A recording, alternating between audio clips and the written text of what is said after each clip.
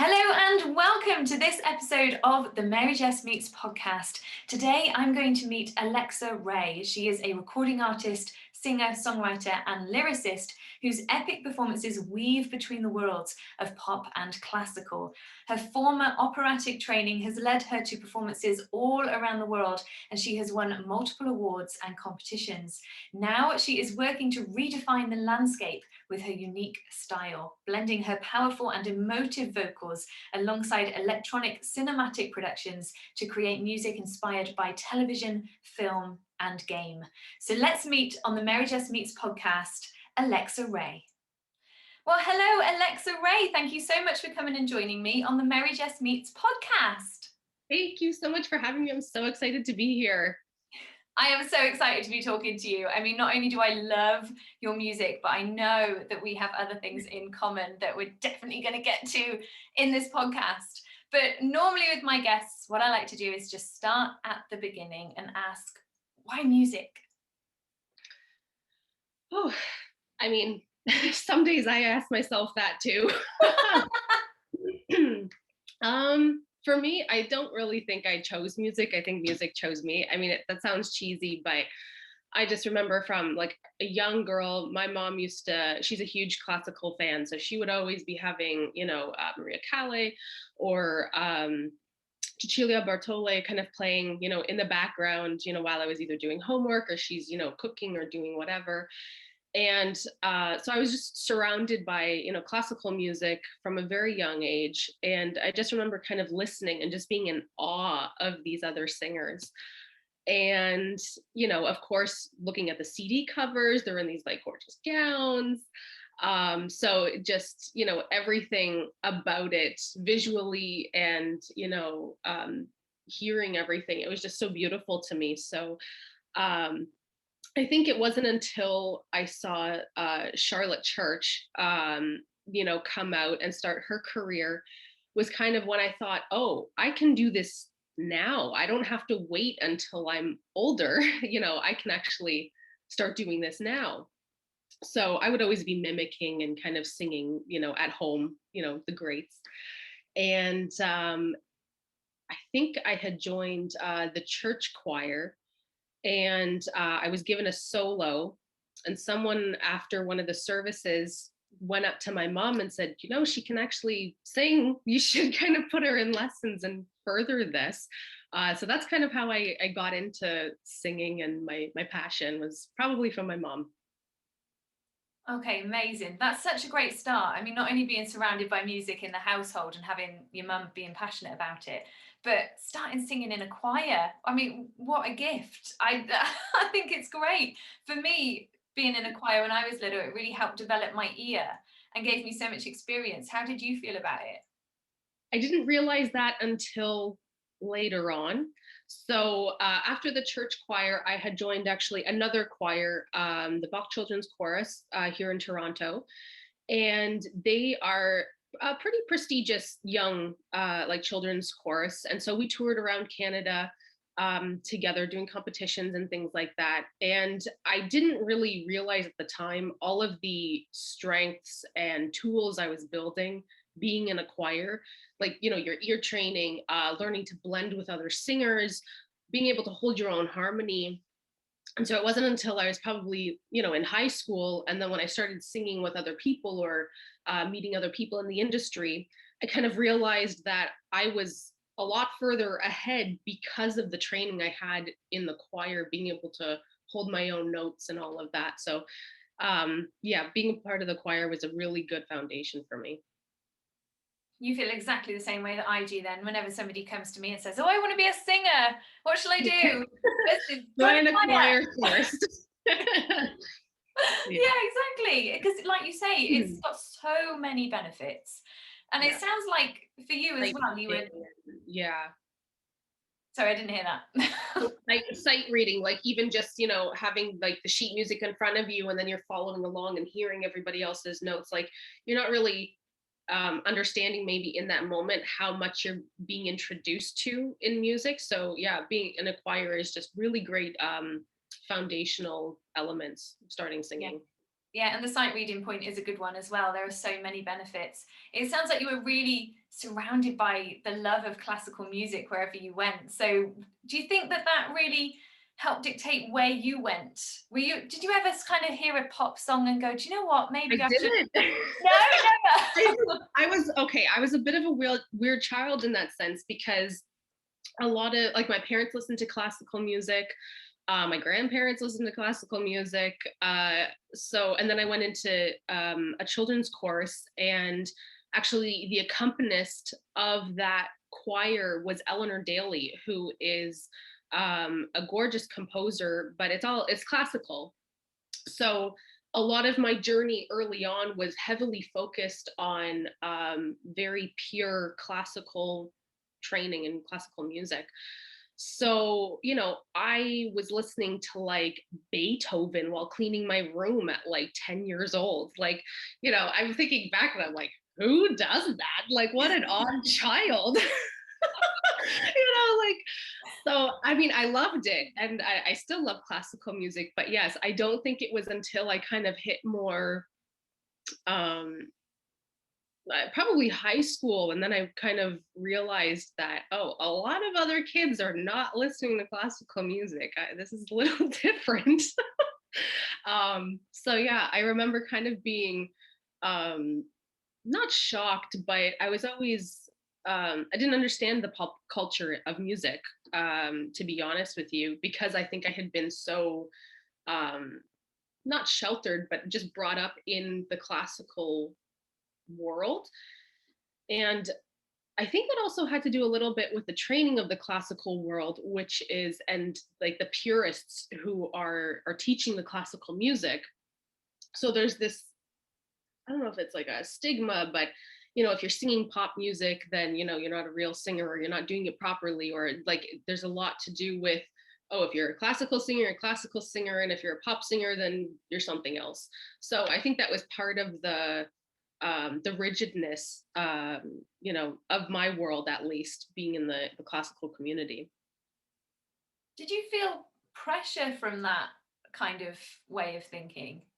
Looking back, I think I was heavily influenced by the people who I was surrounded by, but it wasn't until I was much older that I kind of realized that I was growing into something that people wanted me to be.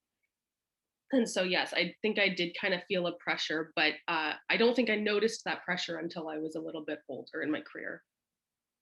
It's funny you say that, because from what you said, I notice kind of two ways that you could look at what you've said. So, for example, you've just said that you were potentially molded or shown that way by the people that you were surrounded by, and therefore you conformed in that way, we could say. Mhm. But then when you were older and you noticed that your fellow classmates or whoever they were listening to pop music, you were like, no, I like classical, and so you did not conform to what they were Mhm. listening to. Yeah, I think it was when I was older, I realized that there's just such a bigger world, and I didn't have to be stuck in one genre. I think that because I had been so heavily influenced by the classical music, I wasn't sure how to grow as an artist with that. Um, because I felt like I had started somewhere that I was kind of told where to start, if that made sense, because I was introduced in classical music. Um, yes, I like obviously loved classical music, but I think it was also because I wasn't introduced to other genres from an early point. Mm. So like growing with like, then opening my doors to other genres was kind of, I didn't almost know how to process it in a way. So yeah, it was interesting. Yeah, it sounds it. It does. I really love the idea that you found something that you do just love straight away. And so Mhm. you're more than happy to stick with that world because it is something that you like. But now you're talking about the idea of branching out and creating something that is uniquely you. But I wonder, did you ever get that feeling when you were within classical? Because I know quite a lot of the purist classical people, they like the stuff that's been written already. And I've always felt that that doesn't actually leave that much room for innovation. I think that's where my struggle came in as I started to become a bigger artist. Yes, I was introduced to classical music, but at a certain point in my career, I kind of felt like, well, you're only reading notes on a page, you know? And for me, I just felt like I had all this creativity and I just had more to offer. And I didn't know how to place that because being surrounded by a purist community, if you're kind of, you know, singing pop music, it's kind of poo-pooed, you know. So I think I really struggled for a short period knowing how to grow as an artist and just be myself in music. So that was probably more when I graduated university. I had gone to university studying classical music. And then when I graduated, I'm like, okay, I'm going to make a career out of this. Like, let's go. And, you know, I kind of felt like that singer on the side of the curb. It's like, okay, graduated, now what? You know, like we got to where's learn the business of the music, which is, you know, a huge part that is not, you know, touched in the industry or explained. Like a lot of artists just have no idea. And I think what's important to note is as much as we love singing, it is a business at the end of the day, and you got to treat, you know, the art as a business. So I think that kind of is what it was almost like a bit of a shock. It's like, okay, I did all this training, but now how are you going to get out there? And that's what kind of set my whole, you know, journey was, you know, getting on social media and how am I going to connect with my audience.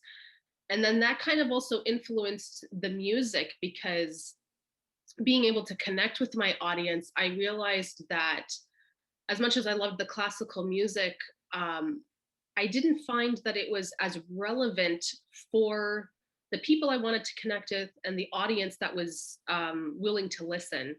And so I kind of started exploring different ways that I could connect emotionally with my audience through music.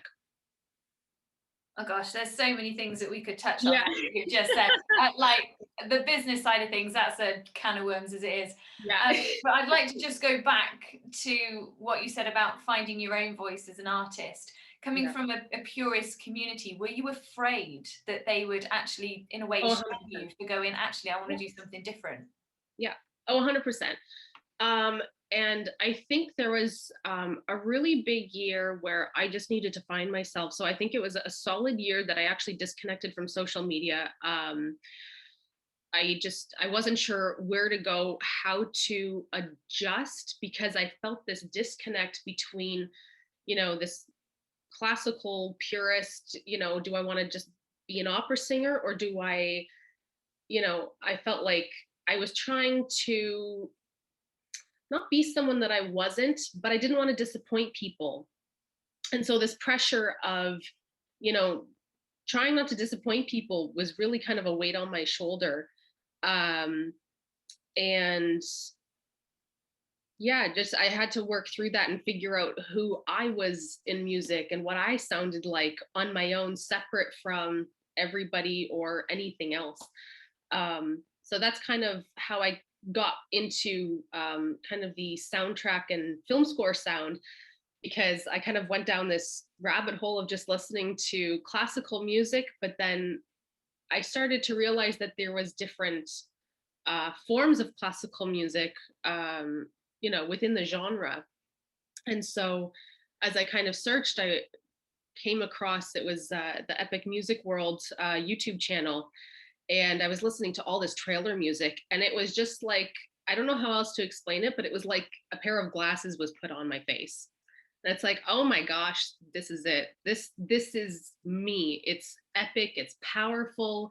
It's relatable.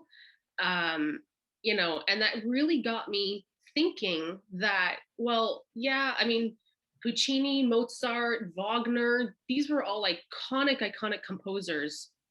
But the one thing that they had in common was that they were all pushing the boundaries in their day and age with their music. If you want to be remembered, you got to do something different. You can't stay in your box, you can't stay in your safe zone. And I think coming to that realization, I kind of hypothesized that if these big composers were composers of today, how would they be pushing the boundaries? What would they be doing? And so that kind of got me into this, well, I want to push the boundaries then, with classical music. And that's how I kind of got into this electronic film score trailer sound. So yeah, that's kind of my journey. That's really interesting. And it makes sense from what you said earlier as well, when you said about how you love to portray all the emotions. Well, Hmm. that's what film music is for, isn't it? It's there to Yeah, compute but it's the way emotions. we understand emotion today. It's using, because back then, the way the composers were using, notation and everything else, it was how they conveyed emotion, but like 100 years ago. So we've progressed then, so we can, there's so much more techniques and instruments that are used now to understand certain emotions and elements and ways that we react when hearing things. And so I think that's what kind of appealed to me, and what made me kind of hear the music more in 3D, if you will. It just kind of really popped out to me, because all of a sudden it's like, oh my gosh, I resonate with this like in my core now. So it's like classical music I was always on the right track with classical music, but it wasn't until I heard the trailer music, I was just like, okay, this is me. And I kind of felt like I really found myself in the trailer genre. Yeah, that's incredible that you feel like you found your place to be in the genre and in the music industry. But as you say, Mhm. once you've found that and you've got the techniques and you've got your artistry, Yes. now how do you make a living out of it? It's a whole Yes. other thing that Yeah. nobody talks about, that you're not taught at university. Yeah. You're not taught it as part of your degree. Yeah. So what did that voyage of discovery mean for you as well? I mean, there's so many voyages of discovery in this Yeah. industry. You got to find out where you sit in the genre, and then how do I make a career out of it? Yeah. I think the biggest thing for me was I just needed to be honest with myself. I think, when I started my career in classical music and putting myself like online and everything, there was a very big fear of like disappointing people, I felt, and trying to be what other people wanted me to be so that I could sell the albums and sell, be liked. I mean, our whole career is we're online, we have to be liked. So I think from an early age, it was really hard to balance being true to who you are and being authentic, like, and but also needing to sell your music. So I think there was a real period in my life where that was really difficult. And even now I really try to, okay, is this the authentic me? Just be authentic, because you can't fake it. And if you're faking it, you're going to burn out, because it's not you, it's not real. So it should, that you shouldn't force, it should be effortless. And when you're being you, you're going to have something unique to anybody else. And that's what people are going to hopefully fall in love with. And if they don't, then they're not your market fit. So, it was kind of that realization that kind of made me go, okay, I like, pressure's off. I can just be me. And so that was a kind of a really beautiful realization. But it took me a while to really get there, because nobody talks about this, like the whole business of it. It's, you're just kind of seeing other people do it and like, oh, I have to do that too. Like you're just kind of yeah, in the space of needing to, wanting to be liked. But yeah, it's yeah, I don't know where I'm going with that ending, but I know exactly what you're saying though, and I've I've been through the exact same thing. I'm sure it's yeah. probably something that a lot of artists go through in some shape or form, because when you are being or trying your best to be authentically what speaks to you with your art, then putting it out there in the world, you've got to be brave to do that. Yeah. Because Yes. when it's something that is so authentically you, if somebody doesn't like it, it seems far more personal. But like you say, you're never going to be everybody's cup of tea. Yeah, 100%. And it's completely true. And as soon as I came to that realization, like you say, it was a weight that was lifted. You're like, Mhm. oh, actually, maybe I don't have to please everyone. So it's actually felt like a weight being lifted, because you thought, well, if I could do the best performance I've ever done in my entire life and still somebody doesn't like it, well, then there's nothing more that you can do, is there?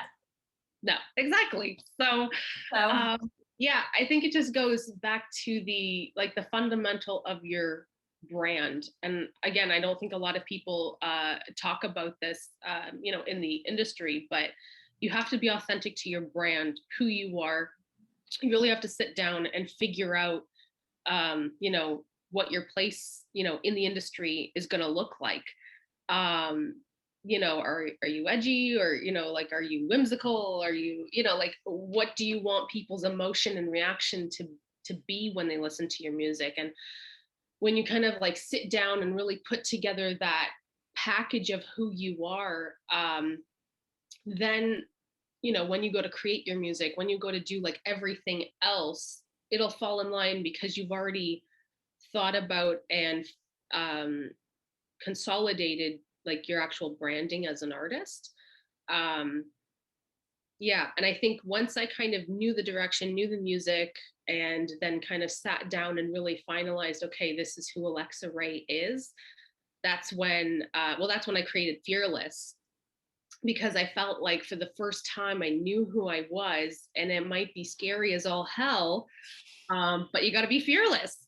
And so that was kind of, the theme that ran through the album that I wrote with Randall Germain, just about, being the authentic you, whatever that looks like, and just being fearless to chase after your dreams, or, whatever obstacles are kind of in your way.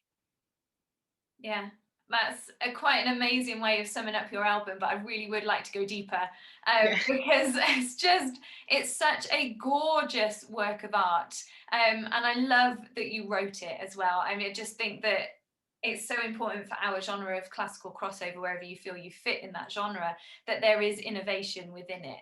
Mhm. So I always love talking to fellow songwriters. I love it. Thank you.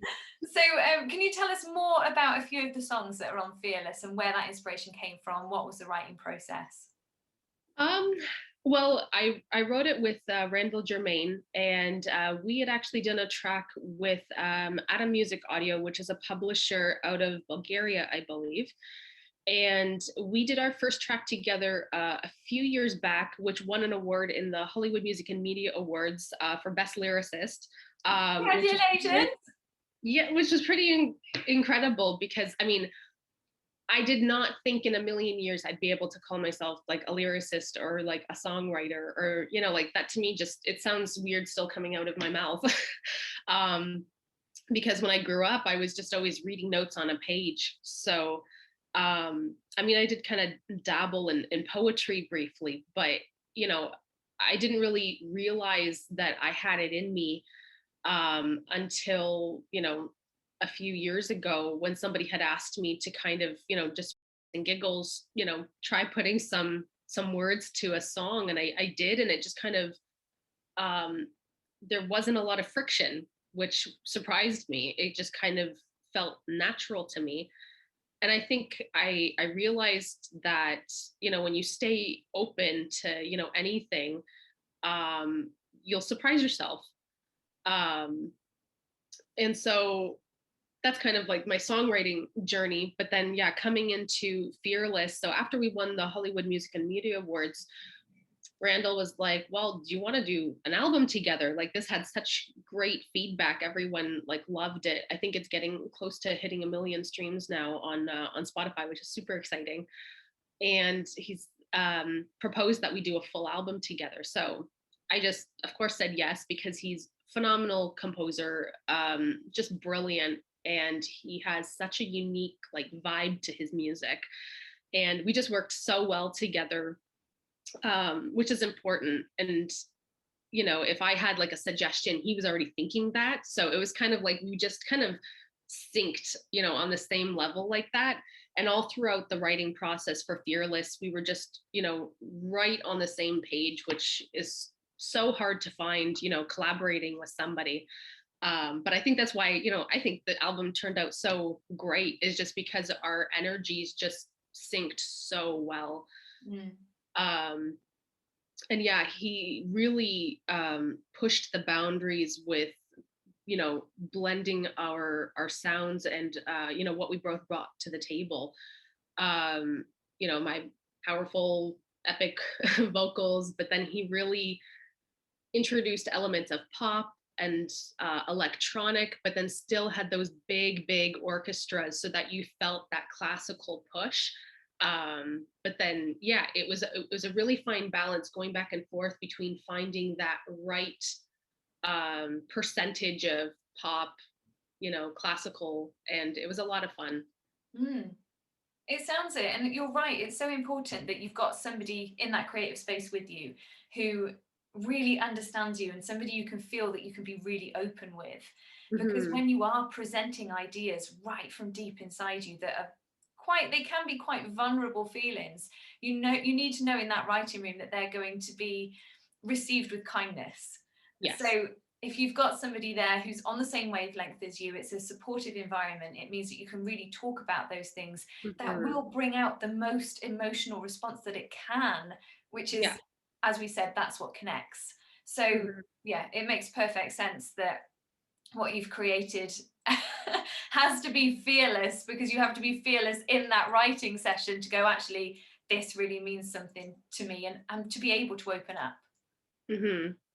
In some ways, I feel like I'm a very reactive writer, and actually a translator in some ways, because a lot of what I do now as a top liner is a composer will give me something that they've kind of already written, or it's kind of in demo phase, and I'll just kind of sit there and, what am I hearing? How am I reacting to this? Am I sad? Am I distraught? Am I, and I just come up with almost like these keywords of how I'm reacting to the music.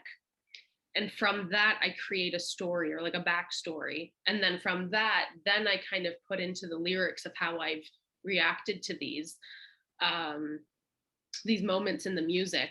And so a lot of these songs, they're my backstories, but they kind of started from Randall's. He kind of had pre-written these tracks, and then I kind of reacted to them. But a lot of them were like moments I was going through, um, whether it was loss, of I think one of them was a loss of a family member. Um, Right. Fearless, the title track was about, me just being brave to, basically be me, whatever that looks like. And yeah, just having, no fear, because if you're not going to be yourself, then what's the point of living? So that was kind of the idea behind that one. And trying to remember all the rest of the tracks. Well, we're going to have the links available in the description to the album. So I know that our listeners are going to absolutely love to go and discover exactly what you're talking about. So we'll make sure that we've got all of the links available in the description for people Perfect. to look at. But it sounds like an amazing journey that you went on to make this album. How long did it take? I think it was a good year that, Randall and I were going back and forth. And yeah, I mean, it actually wasn't that long in the grand scheme of things to, compose and, get out there. And then, yeah, I think actually, and what had slowed us down was COVID, because, I had had this great press plan put together. I wanted it to go like, massive. And then, of course, COVID hit. So with a lot of the agencies and, they just kind of shut down. So it was kind of like, oh my gosh, do we wait? Do we just put it out there? So there was a whole other realm of the business world of, okay, now what do I do through this? There isn't a manual how to release through COVID. So it was just yeah, really overwhelming, but I'm glad that we got a really great response. So yeah, it was an experience, let's put it that way. Well, that's certainly one way of putting it. Right. Yeah, I mean, we all as performers went through that period of, oh my goodness gracious me, what do I do now? Yeah.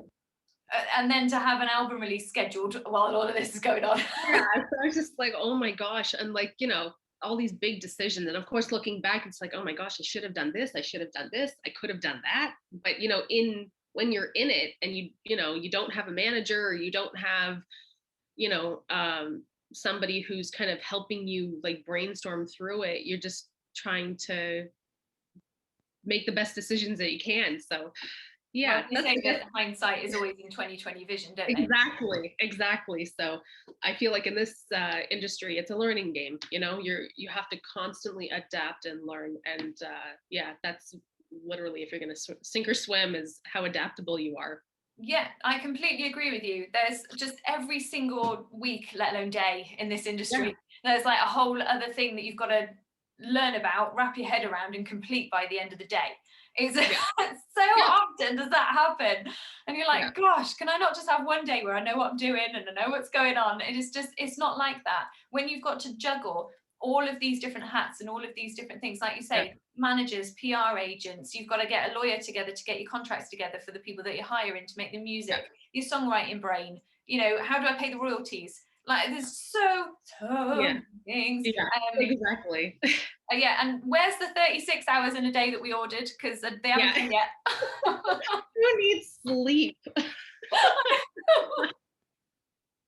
Oh, I know. Yeah, but you're right. It is a constant learning process, learning curve being in this industry, especially when it's constantly adapting as well. You feel like you just about get your head around one thing, and then it's changed and adapted, and there's this whole new thing to learn. But that's the advent of social media, isn't it? It's like we had Instagram, and then it had the stories, and then you're like, what's a reel? Sorry, is that a new thing? What's that now? And then oh my gosh, yeah. And then one of many examples. Yeah, exactly. Yeah, there's so much, and I feel like I'm getting to that point where it's like, oh my gosh, and it shouldn't be a headache, but yeah, just like even social media now, it's just like I don't even know anymore. I know. And then you're even more of a sucker for punishment, because it's not just your music that you've got to do this with, it's your whole other business, Stage 9 Secrets, with your gorgeous gowns that you've set up as well. I mean, you've got talk about being a sucker for punishment, having those two businesses. But what was the inspiration behind setting up Stage 9 Secrets? Like this, I'm so excited to be able to talk to you about this. I can't even tell you. I didn't do it on purpose. What? How do you fall into something like that? I kind of just fell into it in a way. Like it started from a frustration because again, it comes back to the whole branding as an artist, I think, is really where it started. And, you're always on social media, everyone's looking at you. And you can't just kind of just wear anything. I mean, you could, but your brand and how you represent yourself is just so important. And I think that's really what sets you apart from doing it as a hobby and doing it as a professional. And if you're really wanting to level up as an artist, you got to be on point with everything. And when somebody scrolls your feed, they should know exactly who you are within like 20 to 30 seconds before hearing you. No music. They should see you, and it should just make sense. If they come to your page and they're like, well, who is this and what do they do? Again, it's about selling yourself as an artist. It's the business side that a lot of people just aren't aware of. And so me as an artist, and with the whole brand of Alexa Ray, I kind of got thinking of, okay, like I have the music side, I know who I am. Now what's the aesthetic side? How do I make people understand visually who I am, and how does that all kind of tie in? And so as I learned more about my own branding, and when I got nominated for the Hollywood Music and Media Awards, there was a red carpet. And so, of course, I have always had a thing for fashion. Now looking back, when I was looking at those CD covers and the gorgeous gowns, I think all the way through, like I've always just loved fashion and textures and materials and things like that. So in a way, I'm kind of not surprised that, this is another side of me. But, looking for a gown that I felt would be uh, represent me well, I had a lot of struggles. I didn't have choices. Going shopping. It was whatever was on the rack. Which then what was prom season is not in season, so now no one's selling gowns. Or if you go to a wedding boutique, you're getting mother of the bride dresses. So it's just kind of this really, is this all there is? Where can I shop for me that's going to have dresses and gowns with personality? And so that's kind of what started all of this.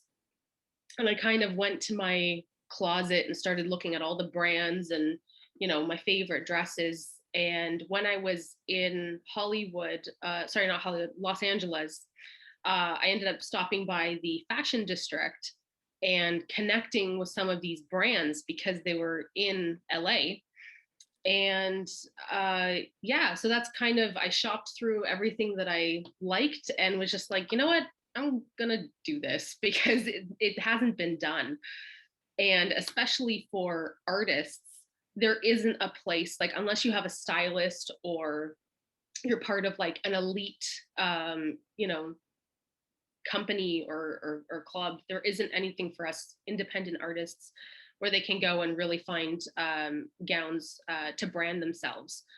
So that's kind of why I started the company. And a lot of the focus of my company is to support other artists. So I have programs if you're an artist, you're part of a VIP program right off the top. You always get a lifetime discount for being a professional.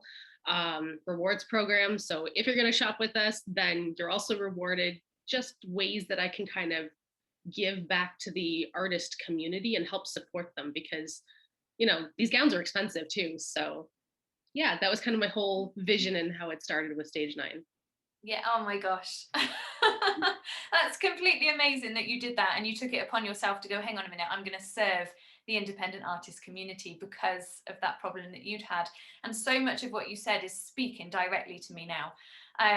Because I knew we had stuff in common, but my goodness me, I couldn't. This is why I started designing my own gowns, is because I couldn't find a gown that I felt represented my brand with the link between East and West. So being a Western woman born in England and then going and starting my career in China, I felt like there wasn't any gowns out there for me that I felt represented that. And like you say, all of the gorgeous gowns are white. They're wedding dresses. So wedding dresses, or they're mother of the bride dresses, or they're prom dresses. And it's where do we fit in as artists? Because we're not the teenage girls, but we're not the mature woman either. Maybe we are, but they're kind of more modest. So where are these? I know they exist, but yeah, just trying to find them in one place to make that accessible for everybody. Yeah, absolutely. I mean, at one point, well, I still think about it now. I think about finding a gorgeous wedding dress and just trying to dye it, just so it doesn't look like I'm a bride who got lost when I turn up on the stage. Is there a church around here somewhere? Just trying to dye it a color that I feel would actually represent me as a brand, but have that. Because the thing is with wedding dresses is that's where people normally splurge, isn't it? That's where we allow ourselves a bit of extra budget. And so those are the ones that are made beautifully. And there's been a lot of care and attention taken with the wedding dresses. So, if you're buying something like that, then it is going to last. And as singers, we need dresses that are going to last us because, they're expensive. They're not cheap things to buy. So I have thought about getting a wedding dress and trying to dye it so I don't look like a bride who's got lost. I haven't quite managed to do that yet. But yeah, no, that's really so fascinating to hear your story behind it, because I'm sure there's so many artists who feel the exact same way. And the range of gowns with personality on your Stage 9 Secrets website, oh my gosh, they are amazing. And I loved the one that Joanna Forrest wore for her show in London. Oh, she made it look good. Yeah, it's she looked incredible in that gown. I think it's called our Glinda gown. It's just reams and reams of tulle. So it's just very regal and glamorous looking. Oh, absolutely. She got it out of the bag in the dressing room and everybody went, oh. And then Um, when she went onto the stage as well, and she came up onto the stage with this big, massive dress of skirt and all the tulle, as you say, all the layers, everybody was like, oh, where is that dress from? I need to get it now. It's just, oh my gosh, yeah, it's so completely beautiful. And so lovely of you to want to support artists with that initiative as well. The rewards system you said about? yeah, so there's the VIP tier, which is automatically when you sign up or apply to be a VIP artist, you're going to get a lifetime discount. And then also when you shop, you earn points. So for every dollar spent, you get points, and those can be redeemed for, I mean, you can collect it. And however much you spend, it's going to be that dollar amount off next time you purchase. And then we also have something, it's not fully out there yet, but it's going to be an affiliate program for singers. So, if they have a lot of followers that also like fashion or, dresses, then when you sell a gown, they'll get a discount and you'll earn dollars, money. Like, it's not even credit at the store. It's kind of similar, but it's actually better than streaming, streaming royalty, so that you can actually earn, towards your next projects. Or if you wish, you can put it back into the store so that, basically when you're selling, it's funding your wardrobe. So that's another concept that I'm in the early development stages for. That's such a great initiative, and it goes to show your business mindset as well, because it's such a great tool that I know a lot of different businesses use, is affiliate marketing. And also with Stage 9 Secrets, I know that I asked you about sustainability, because people who have been following me for a while will know that that's a cause very close to my heart. I don't buy any fast fashion. I really support slow fashion brands. And you said to me that you are looking at ways to become more sustainable, which is music to my ears. So can you tell us more about that? Right now we aren't technically, I can't really label us as sustainable. I mean, what I can say is that I don't buy like thousands and thousands of products and then try to sell it. And if I don't, throw it away. That's not how we work. Basically, what it is when you place an order, I am specifically ordering that product for you from the designer. So that's kind of my way of limiting a little bit of that issue, is just how we've structured the business. Because I actually started university in environmental science. So, I wouldn't say that I am completely, environmentally aware, but I do understand the impacts on the environment. And, this industry in particular is one of the worst culprits for destroying our planet and destroying other countries with the pollution, which I do not want to have on my hands. So we are looking to, continue to try and source better companies that have that like mindset. And actually, there's a few that I'm starting to connect with that are vegan friendly. They're all handmade. Um, Actually, it's a brand that is currently in Turkey. So we're kind of working on the logistics of how they could potentially join our company. And they actually do custom work. So if you are looking for something specific, they could actually design it for you. So there's a lot of different relations that I'm trying to build to not only offer better, unique statement pieces for for artists, but also with the that environmental friendly impact. Yeah. Well, talking about really trying to do something innovative in your genre, but also within your fashion brand as well, because it is becoming a big thing now to be vegan friendly, to be sustainable, but then to be able to do that within the realms of couture. Mm-hmm. That's really breaking down It's the tricky. boundaries It's tricky. Yeah, it is. It's very tricky, but it is something that is I'm aware of and really want to make it work. And so I think, if it's in your mindset to do it, somehow it's possible. You just got to find a way. Exactly. I completely agree with you there. Well, I've got a few questions for you that are not questions of my own. They are from my wonderful Mary-Jess Club members. So Wonderful. for those who don't know, the Mary-Jess Club is a Patreon-style monthly subscription club. You get access to over 14 exclusive benefits, and you get to ask my wonderful guests whatever questions you'd like when we Brilliant. record these podcasts. So if you'd like to find out more about the Mary-Jess Club, our wonderful listeners, then you can find out more in the description below. But Alexa Ray, are you ready for me to dive into some questions from Mary-Jess Club? I'm ready. Yay! So the first question is, living in Toronto and growing up there, is that where you've stayed your whole life, or have you moved around a bit? And I think the reason why this member is asking this is because he's heard your music and all the influences that are there. So he's Okay. wondering if you've lived anywhere else that might have influenced you. But I'm not sure that's the case, actually. You've always been in Toronto, haven't you? I have always lived in Toronto, born and raised. I've never moved anywhere. I love to travel and explore, but no, never lived anywhere else. No. Okay, so the next question is there any particular Canadian artist that has had an influence on you? Ooh, I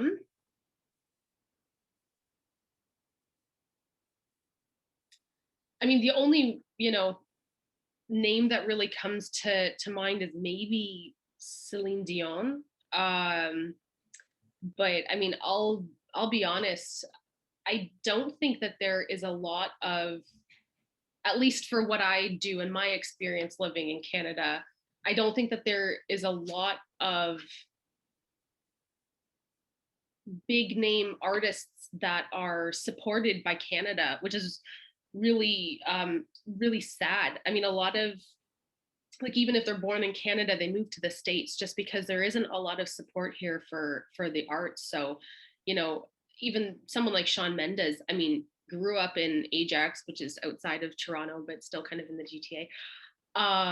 You know, kind of grew up but when he was young, moved to the States as soon as he was, kind of starting to get famous. So it's like a lot of artists, if you know that if they're seen as talented, they move to the States. They don't really stay here. So unless you're doing your homework and really being like, oh, that person's Canadian, that person's Canadian, it's not like we celebrate from the ground up talent. They're kind of taken away, they're nurtured in the States, and then they come back and we're like, oh yay, they're Canadian. But we don't have the same connection to them because we don't feel like we kind of saw them through, becoming a superstar, if that makes sense. So, I don't think that there's a lot of artists here that I would say have influenced my music, but other than maybe Celine Dion, I mean, who's an incredible singer, iconic. So, yeah, I think that's the only artist that I could maybe name that was kind of had any kind of influence. Why do you think that is with Canada? I mean, I can only speculate. Maybe it's to do with like the funding in the arts. I mean, we've had lots of discussions. Probably, yeah. Yeah, I think it's just, yeah, I'm not sure what's wrong with Canada, but we need to get our act together. I think part of it is funding. Yeah, I'm not sure. But I mean, even the audiences here, they're not the same as what they are in the States, or, even in the UK. Specifically with classical music, I find that there's not a lot of appreciation here for the classical music. Even when I was doing more of my like operatic and like true classical music, my biggest audiences were in the UK and in the States. So yeah, I guess I'm not sure if maybe, we're not listening to classical music over here, but it's interesting for sure. That is interesting. I do feel like there are ways in which we can definitely learn from the Welsh here. because I feel like they have got it right. As soon as they hear a voice from the valleys and they know that it's a Welsh person, they're like, yes, go Wales. And I'm like, that's brilliant. Can we have more of that in other countries, please? Because they really support their own, and there's something wonderful about that. Yeah. No, I don't know what it is, and I'm not sure how to tap into it, or if it's just like underground, but my experience is that, like, even going out to like shows and stuff, it's not as it's just not a thing here. Like, it's not as, yeah, it's kind of weird. Our culture is not doesn't have a very big appreciation for the arts. Wow. I mean, it does make you feel grateful for social media and being able to reach people over the internet nowadays. Yes. Yes. And in the community, I think that was such a big part of my success so far, like as an artist, is being able to tap into the classical community, and just how supportive it was, because in Canada, I wasn't getting that within my own country's networks, if that makes sense. So with the classical crossover community and other artists, it's just been incredible to have that support and confirmation, and just people really cheering you on. It's just really beautiful, especially because I mean, social media can be a really brutal place. Lots of trolls. So yeah, I just want to say that I'm very grateful for the classical crossover community and all the supporters and listeners, because it makes a difference, especially younger artists starting out, to hear, all those kind words, and that people are listening and supporting you. It really makes a difference. Yeah, exactly. And I feel exactly the same way as you. I feel so lucky to be in this genre, not only because of the amazing support that we get from listeners, but also the friendships that we can make with fellow singers as well. I've never heard of a genre that is so supportive within the artists. Yeah. 100%. It's really cool, because I feel like I know people from around the world, but we've never really met. I kind of like see everything happening through social media eyes, and being part of like chats, and helping people with their careers, or if they need advice and stuff like that. Yeah, it's a beautiful community. Mm-hmm. It really is. And I do feel grateful for these podcasts in that way, because I get to see so many of the people in all these different chats and in the concerts. And then I'm the lucky one who actually gets to sit and have a good chat with you, which is something I always look forward to. You, like, I mean, I've been watching your career for like so long. So it's just so amazing to finally be able to like connect with you and chat and see how much we have in common. It's exciting. So thank you for having me. It's really brilliant. And I'm so grateful that I get the time on a podcast, because like I said to you just before we started, this isn't a radio interview where you've got to say everything in 2 seconds. Yeah. And don't forget anything, because you've only got 2 seconds to say everything.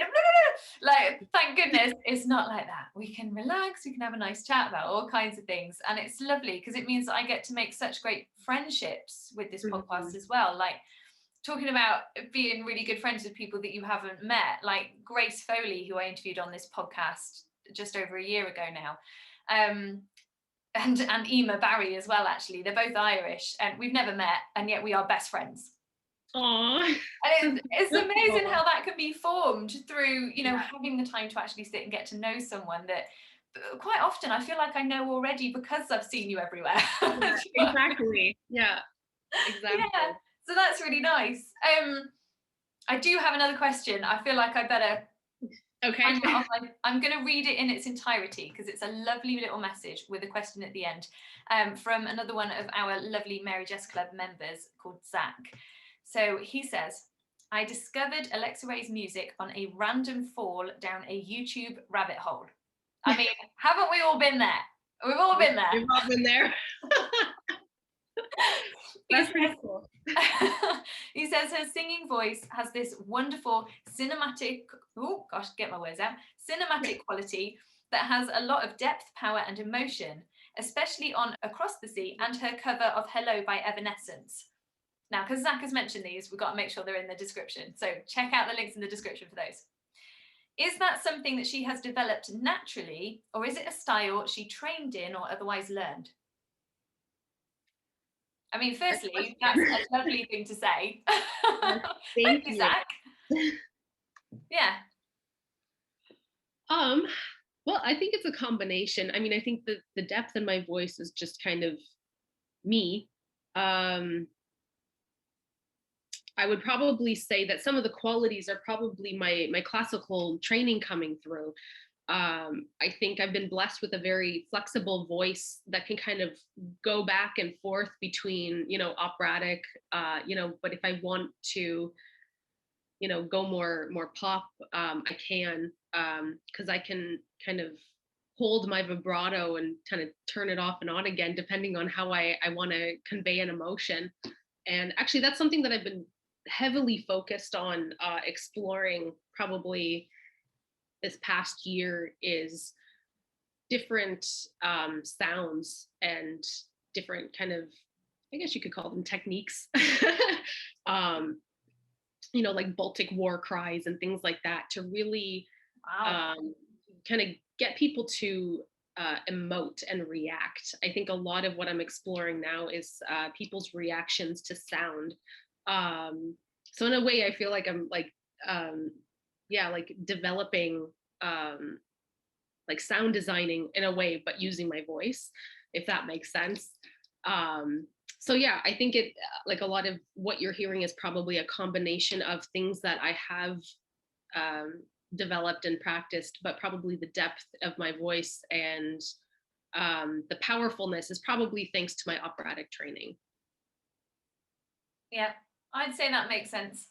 There's definitely a certain powerfulness that operatic training gives you. I mean, it teaches you how to use everything properly, doesn't it? How to make sure you're making the most of your lung capacity, how to make sure that you're supporting it properly. So classical training does allow you to make sure that you're using your voice in the best way, and therefore, it would be a powerful way of training. Mm-hmm. Yeah, I dabbled in that when it came to operatic training. I've done more of the still technique stuff, but when I did do the operatic training, I felt it more. And it was such an incredible feeling to feel like I was using the entirety of my lung capacity and all the support to create the big sound that then comes out of that. And that's something that I found really fun about opera. I don't know about you. Yeah, I mean, the way that I've been trained is, I studied bel canto for a while, and a lot of how I was trained was using your entire body as your instrument. So, not just, not just your voice and thinking, from here, but really using your whole body. And so I think it's a combination of my personality that you're hearing, because I'm a very epic person.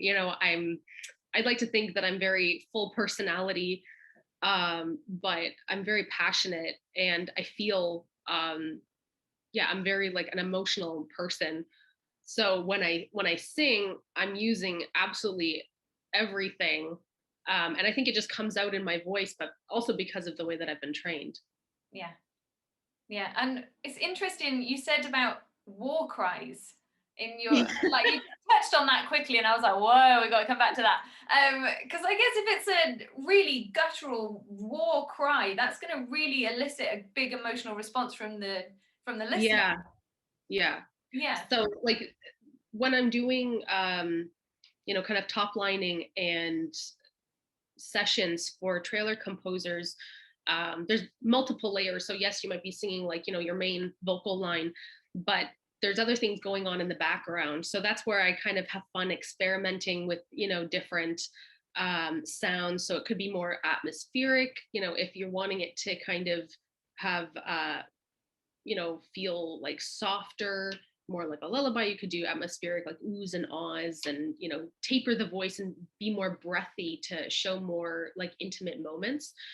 But, if you're really wanting someone to be, sucker punched, emotion, feeling either like energized, you could do something more like a war cry. So that's kind of, belting has been something that I've been heavily practicing. my last couple of years, just because that was something I was never taught in opera. It was kind of poo-pooed, like, you don't do that.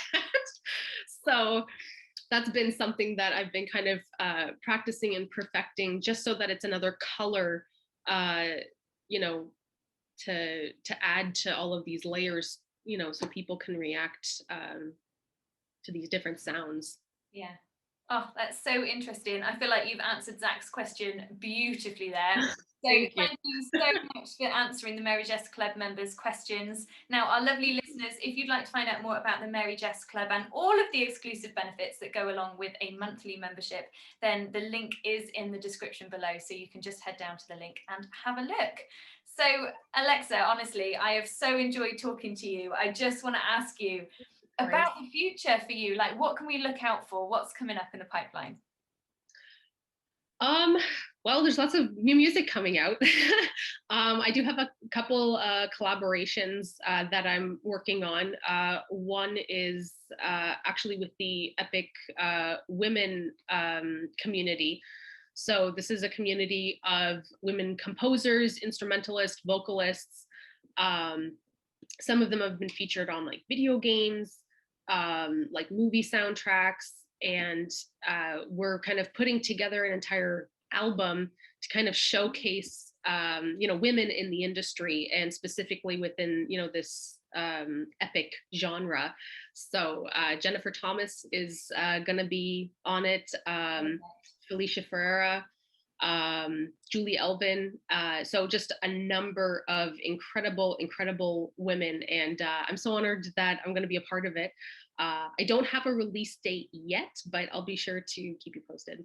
Okay, and you can keep us posted on all of your social media links that we'll put in the description. All of my socials. Yeah, I'm most active probably on Instagram.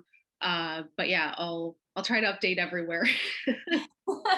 Well, I cannot wait to hear this new music, and I'm such a fan of what you've produced so far, as well as hearing that Jennifer Thomas is going to be involved as well. I love her music. She was such a great guest on this podcast. So our lovely listeners, if you want to find out more about Jennifer Thomas, I do have a podcast episode with her.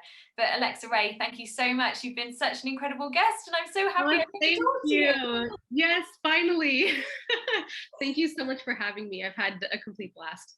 It's been lovely talking to you, and I'll look forward to speaking to you again very soon. I'll look forward to that. Yes. Thank you so much. Bye. Great. Take care. Bye.